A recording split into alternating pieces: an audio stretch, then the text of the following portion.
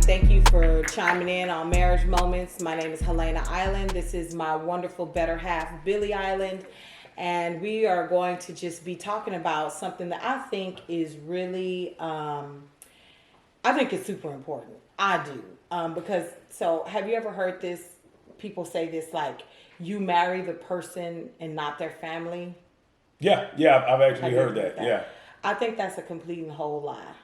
I think that you absolutely marry that family. Now, do they have to reside in the same house as you? They could, but they don't. That doesn't necessarily have to be the case. But in some way, shape, or form, I have gotten Sheila and all the Mangrams in Billy Island. When she say Sheila, she's talking about my mother. Yeah. And then Mangrum is talking about my family's maiden name. I really believe that in marriage, there's something that we all have to do, and I don't think that we all do it well. Yeah. But it's called tracking down the breakdown. And so when you track down the breakdown in your family, in your upbringing, because like you say, you marry everyone. Right. Because of your upbringing. So it brings me to a basic question, but I want to ask personally, Yeah. for you, how did your upbringing shape how you conducted yourself in our marriage? I'll have to say for me, so my family, like my mom is, she was a single mom for the first 10 years of our lives. And then, and I say our because my older sister and I was 10 years old when my parents got married. I was 8 when they started dating, or maybe 9. And so whenever my parents got married and they had, that we blended a family, right? And so I think that seeing my mom and dad do that with such grace and patience and love for one another, and their model of what a marriage should be, and on top of that, a Christian marriage, it was really, really good. And I feel like that was almost like a plus that I was bringing into the situation, is that I actually had that modeled. And because I had it modeled, it shaped how I viewed marriage from a perspective that said, the literal, for good or for bad, for better, for worse, all of the vows that we made, I understood the realness of them, Yeah. And another thing I can say for your upbringing, what you brought into our marriage was a stability, and how to lay your roots somewhere. Yeah, for sure. Because you guys stayed in the same house with 20 plus years. Well, no, not quite. I only moved a couple of times, Okay. maybe 3 times, And how many years? Okay, I'll give it a more specific number, like 4 times my whole life until we met. So when we put down roots in a place, we literally did just that, Yeah. And I was the total opposite. People always ask me, were your parents in the military? And my dad was in the military, but we didn't move around because of that. Yeah. We just moved around just because of instability. And I think that when I brought me, because when you get married or you're in a relationship, Yeah. you bring you to the table. Absolutely. You can't forfeit that. When you come into a marriage or relationship, you're bringing you all your ups, your downs, your flaws, your healthiness, your unhealthiness, all the things, your mindset, your perspectives, everything. And so when I brought myself to the table, to our marriage, one of the things that I brought was I brought a chaotic view of family. I must say, I didn't know what a healthy family looked like, and shout out to my mom. I'm never gonna say like she didn't do a great job. She did an amazing job. It was just our upbringing was very chaotic. Everybody talked at the same time. What we thought was, like dealing with issues or problems. It may have not been the best way to do it. That wasn't the best practice. Great heart, bad practice. And so when I brought that into our relationship and our marriage, I never knew that in order to identify what our problems were or what problems I was bringing into our relationship, I never knew I needed to track down the breakdown in my upbringing. I needed to rechannel my, that inner, childhood, upbringing. I needed to lock in on that and see like some things that I just really I didn't get as a child, I didn't have those moral values. I didn't have those core principles. And so when you say you brought like a blended family mindset, a healthy, they were Christians, your father and your mother. What would you accredit that to? One, you already said you accredited to your family, but what would you say that one of the biggest things that you brought into our marriage that really, really anchored you as a wife? I would have to say the level of commitment. The level of commitment that my parents had to each other was insane. And because they were not just highly educated people. They were not rich. We didn't have a lot. But whatever we did have, both of them brought their 100% commitment to the table. And I think that's one of the things that has anchored me in our marriage, because marriage can be hard sometimes. And it's so much easier to just, I'm packing up my stuff and I'm out of here, than to deal with the issues that we all bring to the table, and a lot of those issues are deeply rooted in our childhood, and so I would have to say commitment to answer your question. And then, but I also didn't have, I think what I had to do was let go of unrealistic expectations. Because, and I think I brought that to the table probably later on into our marriage, like some years in, because when you say you brought it in later, what do you mean by that? I mean, you didn't bring it in when you first got married to me, or are you saying later you just acknowledged that you had those unrealistic expectations? Well, I didn't realize they were unrealistic. I thought it was pretty normal, okay. What I expected, but then because I wasn't vocal about them, and that has to do with my childhood, in the sense that prior to my mom getting married, my mom's side of the family is a kind of that type of family that no one ever really talks about anything. Stuff happens and we just kind of move on, and it's okay like later. And so so when we got married, I understood that I was bringing that to the table from my childhood, modeled from my parents before they got married. How my family was kind of like, nah, we're not going to talk about anything significant. We're just kind of going to do life, right? And so when I took a look at that part of my life, and then what I was expecting for you to bring to the table, it kind of made me think, this is pretty unrealistic because I haven't even vocalized. Okay, because for a while I was missing you there, but you brought it home. One of the things when you say you brought commitment, I like that you said that, because I thought I was bringing commitment, but somewhere in marriage, things got a little turbulent, trouble, trying times. Mm-hmm. I just really was ready to quit numerous of times, and people may not know that truth, because I'm a pastor, but early on I wanted to quit a few times, and I remember saying the D word, and I'm not even allowed to say that word anymore. So she said, so y'all just gonna have to figure out what the D word is. Yeah, because I said, hey, the D word, and she said, hey, stop saying it in our marriage. Yeah. Like, she said it so authoritative that I was like, whoa, maybe I shouldn't say that again, because, it was tough. And I was like, well, why don't we just quit, Like, we can just quit, we can go our separate ways. And it was like, no, like, what are you talking about? Mm-hmm. Like, and that really, and I think in my upbringing, what it was just easy to quit, bail out, because I was, I was a person that bounced around and moved, and one of the things, because you had an upbringing of laying your roots, you really, really helped me with that. And so let me ask you this. So being that we know that your upbringing, mm-hmm. it really shapes the way you view marriage.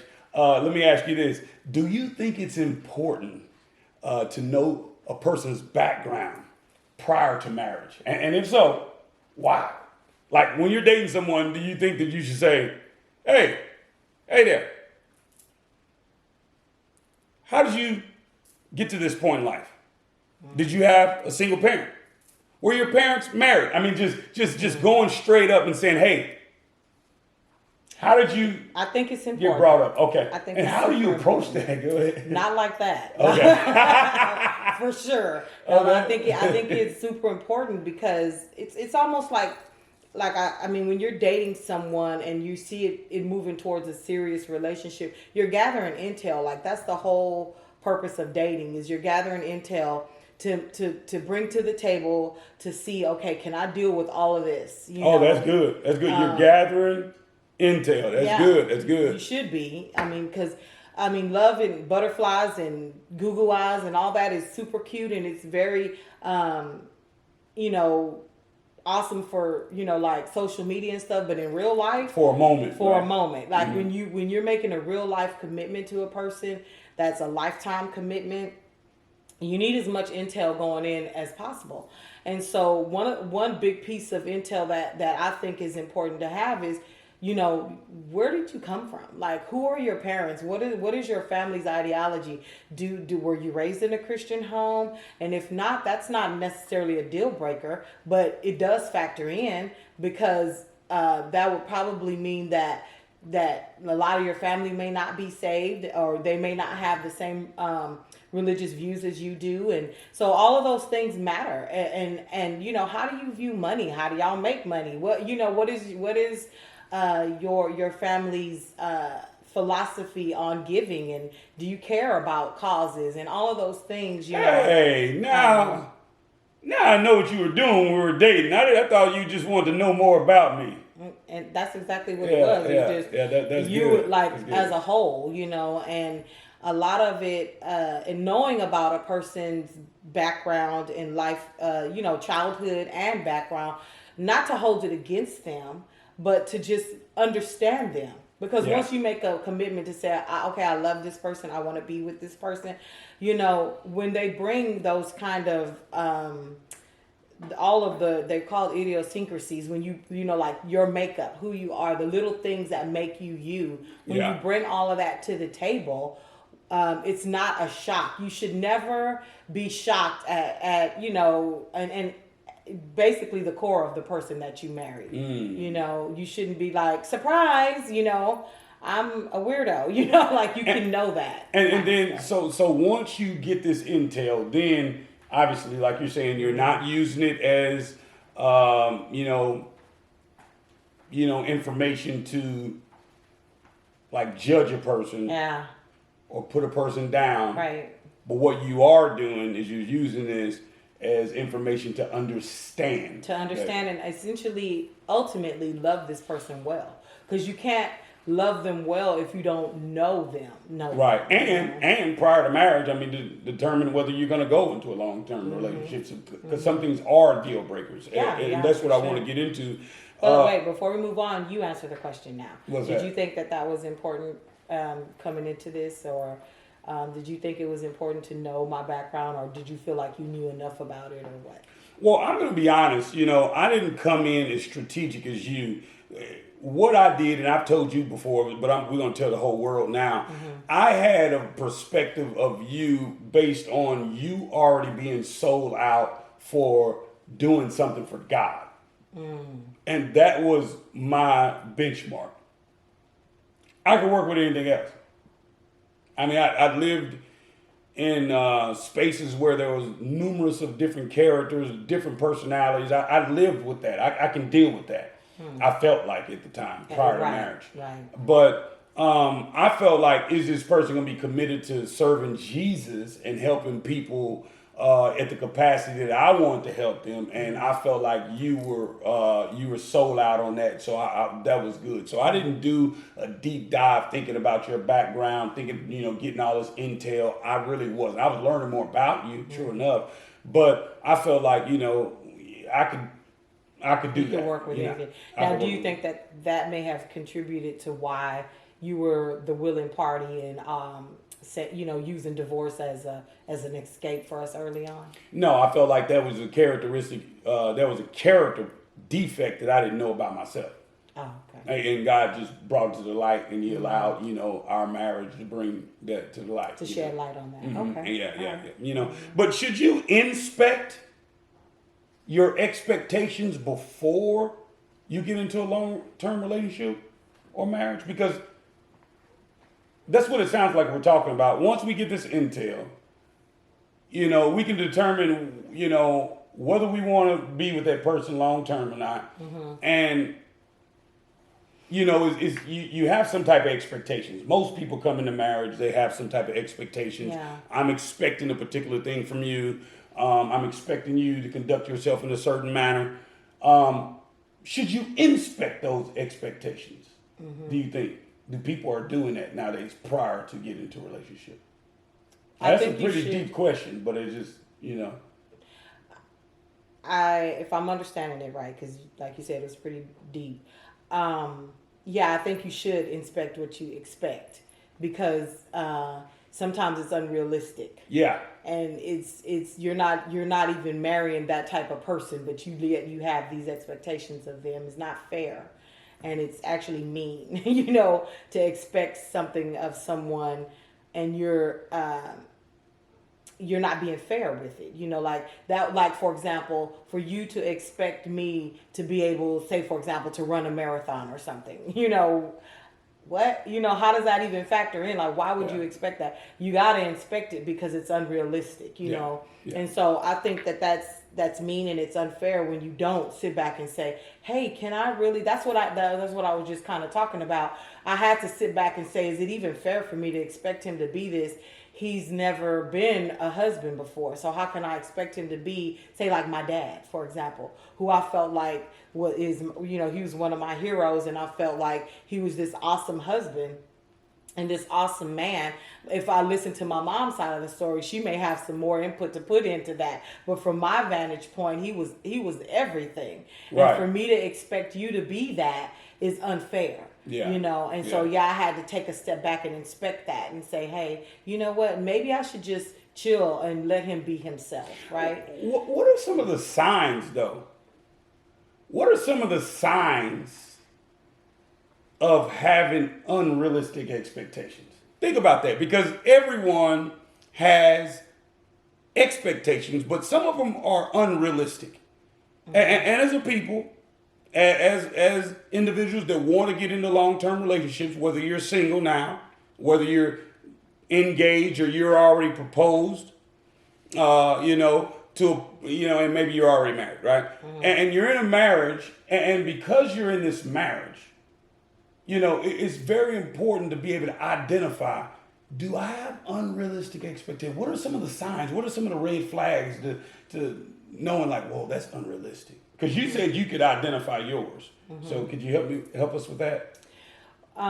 Well, for me, it was just honestly constantly being disappointed, constantly feeling like, gosh, he's not reaching that bar, that wherever it was in the sky, feeling like being disappointed, like I'm not feeling fulfilled in this marriage, because I want him to be, this dynamic whatever. Wow. And so after that, I begin to think, after feeling unfulfilled, I begin to think, well, but he's an awesome man. So what am I missing? Maybe I'm bringing, got a little bounce back on that one. All right. Maybe I'm bringing something to the table that's just not fair. Just receive it. So how do you do it then? How what is it for you? 'Cause that's what it was. So disappointment was for you. Mm-hmm. When I evaluate just, myself and is this something that I would even want to put on my own person? Like, would I like to put this bar, this standard on myself? Uh-huh. Would I want that on me?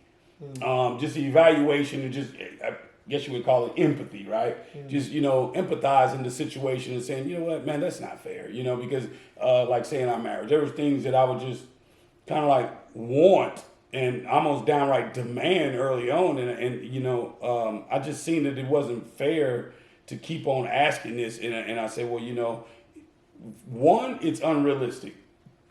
Two, it's affecting our relationship. And our relationship is entirely better.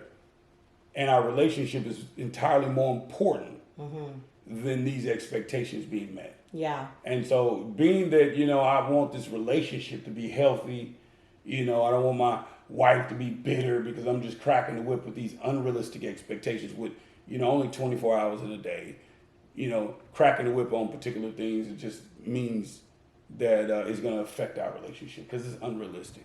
So as we close up, I want to ask you this. What are some damages? I just now spoke about possibly having a spouse bitter or hurt or unforgiving. But what are some damages that you know of personally of having unrealistic expectations? Sound like you said disappointment earlier, but anything else, like someone, and talk to the people like that may have some, unrealistic expectations. He has to make 150 grand, every year, or, he needs to be 6'2" and 195 pounds and fit, and you're like out of shape, and so the thing, the whole thing is you like, what are the real, realistic, expectations here? Are these real or are these unrealistic? So what are some of the damages? Well, I think that, some of the main damage that's done is, of course, feelings of disappointment, but then even more so your partner feeling inadequate and making them feel like less than because they're not what you want. I think they ought to be. And you said that you love them for who they were. My, that's good. And so I think that that's very earth shattering when you're just constantly grasping at trying to please this person and they keep moving the bar. It's unfair, it's mean, and it's definitely damaging, and ultimately it creates an environment where, someone will want to just not come home today, and you may sit there and wonder why, but that's the environment that's being cultivated, So the damage with unrealistic expectation is severe and it's real and it's hurtful. And I think that if most couples do an evaluation of themselves as an individual, like I had to do as a wife, say, hey, it's not fair for me to want Billy to be my dad. Billy is not like my dad. He is in a lot of ways, but ultimately he's his own person. And I have to give him room and even permission to be you, right. And the freedom to be you. And so that I can learn you. Yeah. And I think that when you have expectations, there's one expectation as believers or Christians that you should be pursuing. You should be pursuing the expectations of being more like God. God said that he created male and female in his image. And if you're looking for a blueprint, if you're looking for some expectations, and I'm not saying that person should be perfect and be God exactly, but what I am saying is that if you have any expectations, it should be looking at the blueprint, looking at the image of God and saying this person is, as he pursues holiness and morality and he pursues forgiveness and as she pursues compassion and mercy, as a person does something like that. Yeah. That's the only expectation I have on my wife and my marriage, is that we would become more and more like God daily. And yes, we're going to miss the mark and we're going to fall short. But as we do that, we get another opportunity to display the character of God by forgiving one another, and letting go of things that may have hurt us. And so that's one of the things that really stands out to me, is that, if someone's going to have some expectations, let's have the proper expectations and let's put God in the expectations and have a blueprint that is set by God. And so I want to make sure that you really, chime in. And so let us know in the comments some unrealistic expectations you've experienced in your relationships. And as we close this up, I really, really love that you would do something for us. It would mean the world to us, right? Absolutely. If you comment, if you'd rate, if you'd review, if you would share, if you hit that notification button, because we believe that marriage moments mean the world. Moments in relationships, every moment matters, right? Absolutely. I mean, there is not a moment we've had that, like, even the hard times, the tough times, the good times, the bad times, the joyous times, they all matter. And so, Billie Eilish here, as you joined us today, we want you to share and get the word out to other people. It would mean the world to us. Thank you so much for joining us. Thank you for joining us. Don't forget to leave your comments. We really want to know. We really want to hear from you guys. All right.